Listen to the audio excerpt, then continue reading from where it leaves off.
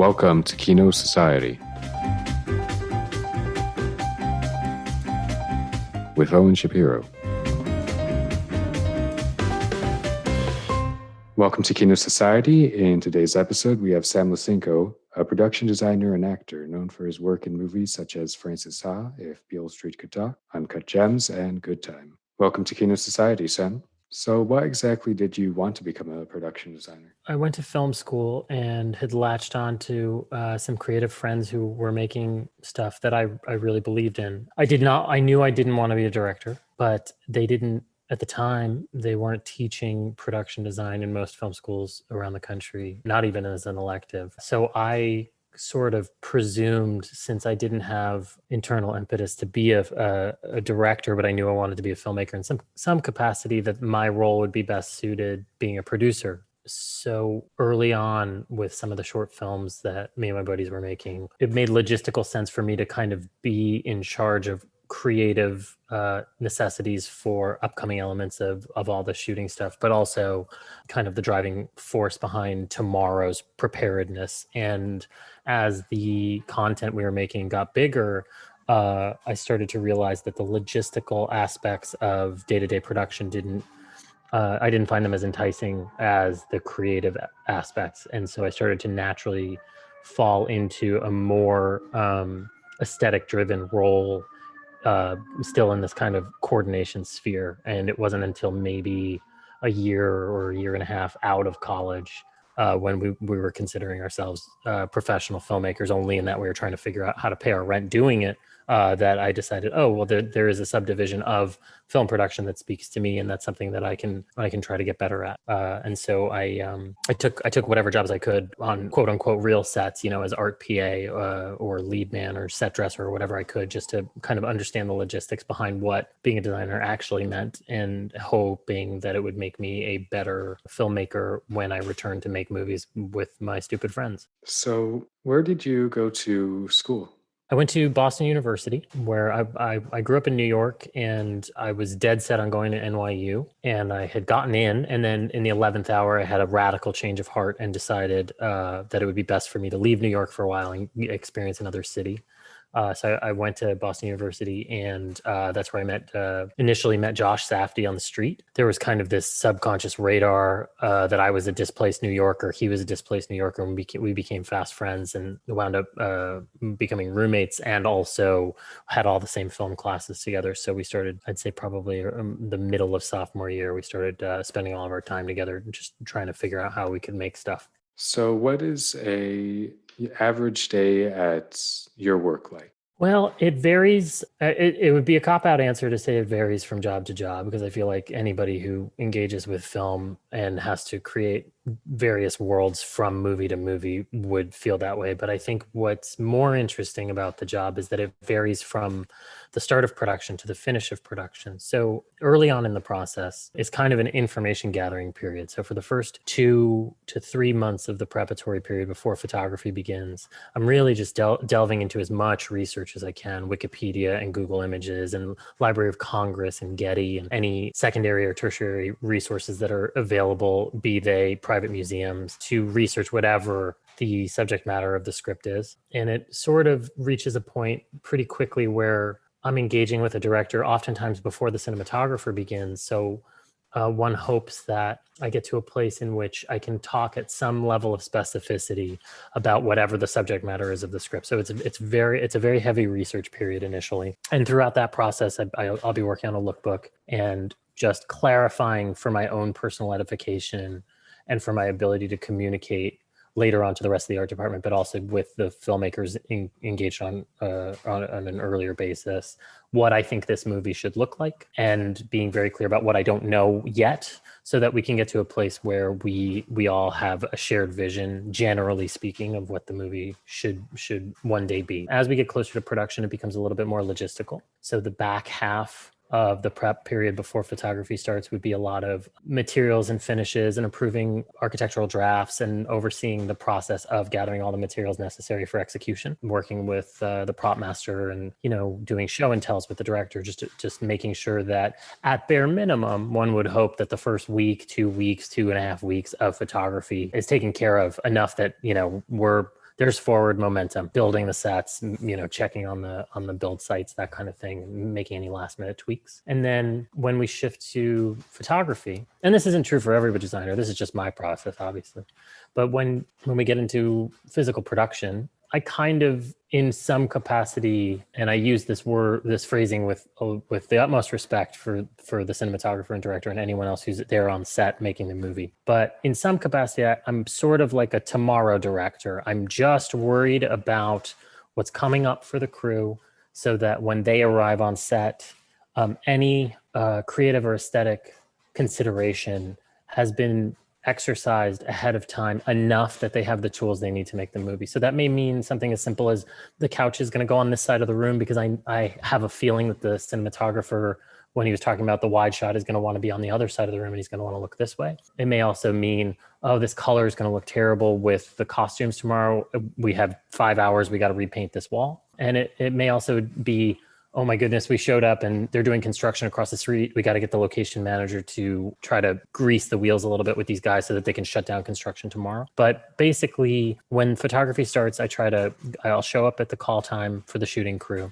I'll walk through the day's work with the director and cinematographer, make sure that they feel comfortable, stick around for the first few shots. And then usually I kind of peel away to be left alone to go deal with tomorrow's work. So what kind of creative conflicts do you get into with the director, cinematographer, etc.? I mean, that varies wildly based on the crew dynamics and the personality of the filmmaker, and to a certain extent, the level of specificity of their vision going into it. Some directors are more visual than others, and you want to try to feel out a situation in which you're giving them the leeway to communicate their aesthetic value set without inhibiting that process. I've worked with some directors who have a vision, a very, very considerate and specific vision for what the movie should be.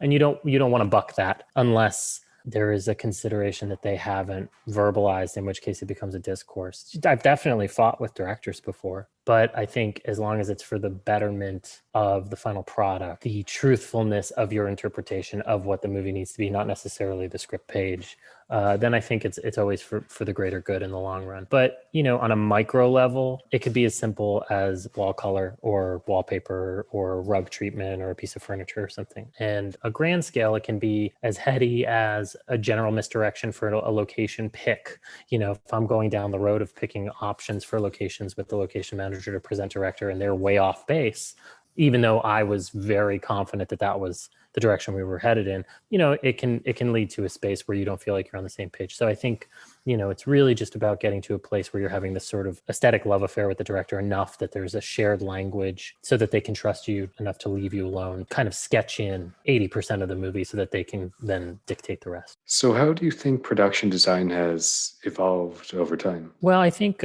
it's a very cool profession all of a sudden. I think it was under-recognized some time ago. That's not to say that it doesn't get swept aside a little bit, I think, in terms of the average viewer. But I think for people who can really digest cinema as an art form and break it down into its pieces, it's sort of a golden age of production design. And I think that there's a couple of converging factors that have created that environment. One of which is the fact that we've really kind of been subjected to a good decade now, film school having replaced, sociology and psychology for creatively minded people who didn't know what they wanted to do with their life. So there's a lot more filmmakers out there than there used to be, which is forcing those who are really passionate about it to think creatively in new ways. And I think that that's opened up new conversations about what individual departments are capable of. So in that regard, I think there's a much deeper pool to swim in, and it's drawn a lot more attention to production design. But it's also in perception, especially with access to the internet, where people can pull stills and digest imagery in a way that they couldn't a generation ago.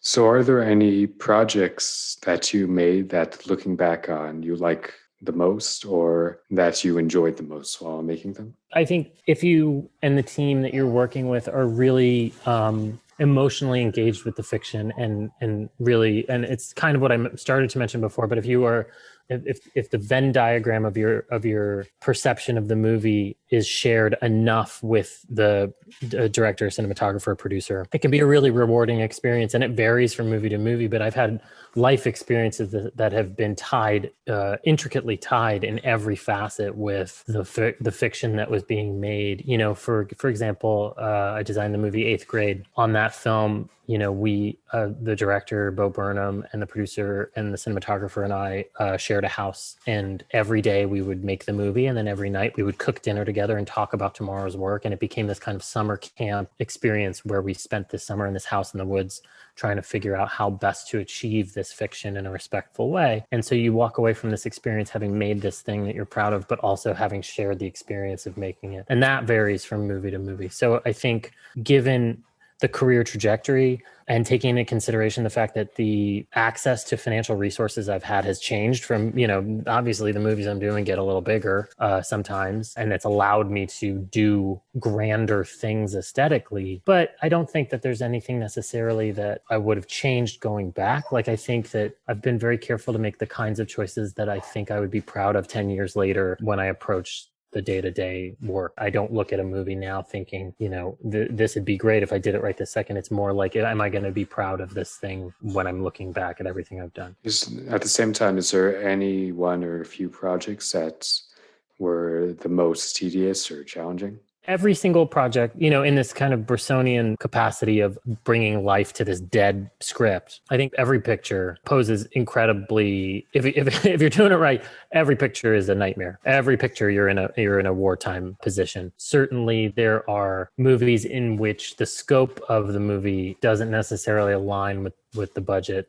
and that becomes a different set of challenges. I also think existing relationships with filmmakers can be tricky to navigate. You know, I've been making movies with the Safdie brothers for between 15 and 20 years now, and we fight like cats and dogs, but it's only because we've known each other so long and we've experienced each other's range of creative impulses in such a deep way that you know, there's no bullshit, and we just get straight into fighting. So that can be very hard sometimes because I know their methodology so innately that it goes straight to blows, and that can be very stressful. On the flip side, there have been times with other filmmakers where I just met them yesterday, and so I'm walking on eggshells because I don't know how best yet to inject myself to bond with them without alienating them. You know, there have also been times where I've inherited a movie that had begun prep with a different designer, and you have to be considerate of the fact that may have forged a relationship with a filmmaker where anything the private says will be considered wrong because I'm coming in which an aesthetic language has already been established with somebody else. So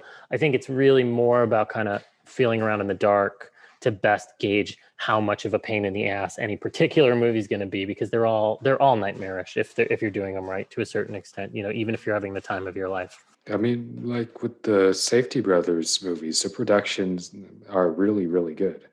So I guess the fighting does pay off there.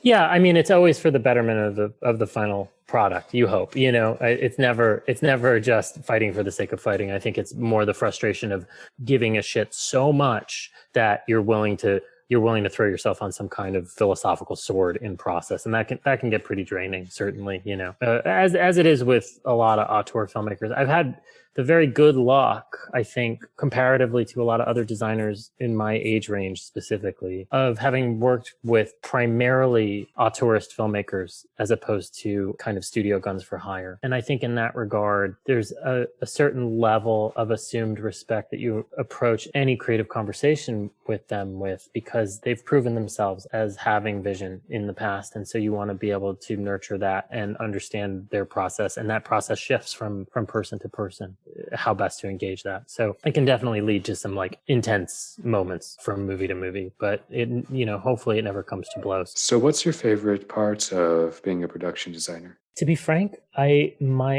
love being left alone to try to digest the world and execute it before the shooting crew has shown up. So for me, the moment in which the set is fully dressed and lit, but nobody's gotten there yet. You know, it could be 5 minutes before call time on the day of. It could be the night before when it's really only the director and the cinematographer that have seen it. But those are the moments that I think I get the most enjoyment from the craft, because in that space, you've created this dimensional, fictional world that is fleeting. It's temporary. It's only for the purposes of documentation on screen. It's not permanent. When the call sheet goes out and the shooting crew shows up the next morning, inevitably it gets shattered to a certain extent, because the grips are going to have to move that bed so they can put the light stand there. And the sound guy's going to have to push his cart of equipment right behind that closet door that you so carefully made ajar. But there's this kind of beautiful window of quiet right before the movie happens, when you're standing there alone as a designer or with the decorator oftentimes, and just going through the script in your head to try to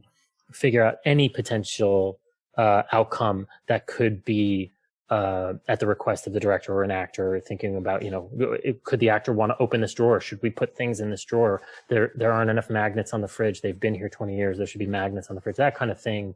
To get into that headspace is, in some ways, I think, similar to an actor's process. And for that, I like the solitude of being in that environment without having anybody else around. But at the same time, isn't there an entire crew that's working on production? Yeah, no, of course. But there's always this kind of quiet moment where oftentimes it's 8 p.m. the night before that set is going to get shot, where your set dressers, your lead man, your set dressing crew have gone home. The art director's gone home for the day. They've closed out the office.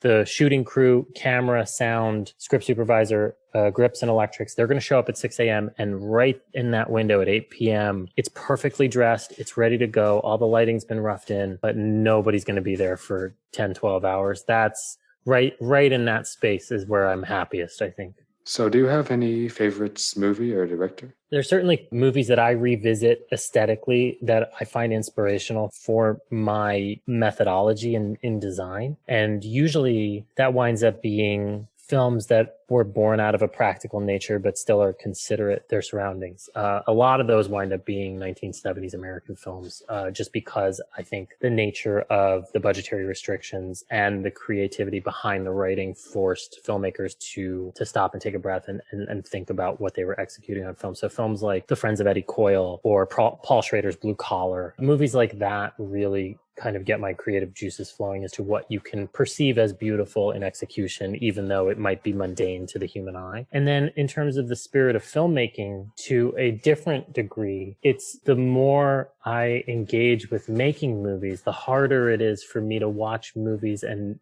purely escape, because I think about craft. So for me, when I'm, on a Sunday afternoon, when I'm like dozing off in front of the television, the stuff that I really love is like Lethal Weapon 2 or Die Hard with a Vengeance, where the craft has been so well executed that even as a designer who works on heady cinema, I don't have to think about the process of escape. I'm just purely lost in the fact that Samuel L. Jackson and Bruce Willis have 8 minutes to get down to Wall Street or whatever. So for me, it's this kind of dichotomy of digesting meaningful film, trying to figure out what is something that makes an audience feel a certain way aesthetically when they're looking at a frame of. I also think that movies are mostly about a balance of what kinds of media you consume. I think that there are considerations to be made in that regard. Like, I would never talk ill of film as beautiful as Minari, which is not built purely for escapism. But I think that understanding the facets of trope and escapism and how to channel an audience is an integral part of the movie making process. And it's something that's universal. It's sort of the equivalent of reading a comic book versus a novel. And there's something kind of mainline in the vein biological about Godardian thing of a beautiful girl and a gun. And for me to get to that place easiest is often with a crappy movie that I love, as opposed to a movie that makes me think about the craft. What would you say to someone who wants to enter the world of cinema? I would never say to anyone not to engage with the art form. I would never dissuade anybody from engaging with film. I think that anybody who's interested and has no access currently or is on the path to learning about how to make movies, the one thing that I think is most important to digest is that unlike most other art forms, not all art forms, but most other art forms, it is a collaborative medium in every capacity. And if you are not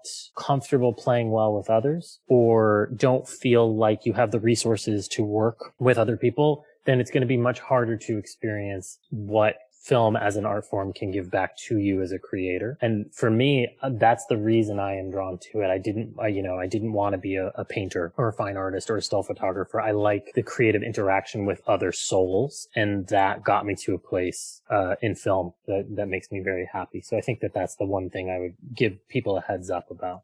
Do you have any current projects that you're working on? Well, because of the virus, things kind of got put on hold for a while. Hopefully, it's looking like, yes, I'll be starting up a picture in the fall directed by Todd Haynes about Peggy Lee. How can my listeners connect with you? My contact information is online. I have a website. It's just my name.com, samlisenco.com, and I am extraordinarily more accessible than I probably should be. That's all for today. Don't forget you can subscribe to Kino Society on iTunes and Spotify.